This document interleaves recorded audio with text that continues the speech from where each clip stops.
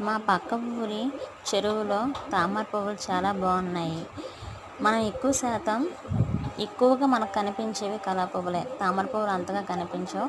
కానీ తామర పువ్వులు కానీ కలవ పువ్వులు కానీ ఆ బురదలో పుడితే కానీ వాటికి బురద అంటకున్నా అవి పుష్పిస్తాయండి. అది ప్రత్యేకత.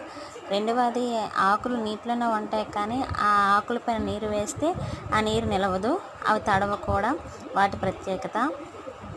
తామర పువ్వులు కానీ కలవ పువ్వులు కానీ మనసును చాలా ఆకట్టుకుంటాయి, చాలా అందంగా కనిపిస్తాయి. మేము అలా వెళ్తుండగా ఆ చెరువులో ఆ తామర పువ్వును చూసామండి. ఎక్కువ శాతం ఎవరు చూడరు. చాలా బాగున్నాయి. కోసి ఇంటికి తీసుకొచ్చాము. చాలా బాగున్నాయి తామర పువ్వులు. ఆ తామర మొగ్గలు, పువ్వులు, వాటిలో చిన్న చిన్న చిన్న చిన్న కాయలు కూడా ఉన్నాయండి. అవి తీసాం విత్తనాలుగా ఉంచుదామని. పువ్వులు మాత్రం చాలా బాగున్నాయండి. మచ్చటేసింది వాటిని చూసి. చాలా ఎక్కువగా ఉన్నాయి చెరువులోని. తామర పువ్వు చాలా మంచిది. అవి రెండు రకాలు, పింక్ అండ్ వైట్.